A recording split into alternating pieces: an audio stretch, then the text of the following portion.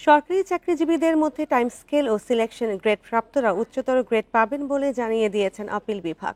সকালে ভারপ্রাপ্ত প্রধান বিচারপতি আশফাকুল ইসলামের নেতৃত্বাধীন আপিল বিভাগ এ রায় দেন।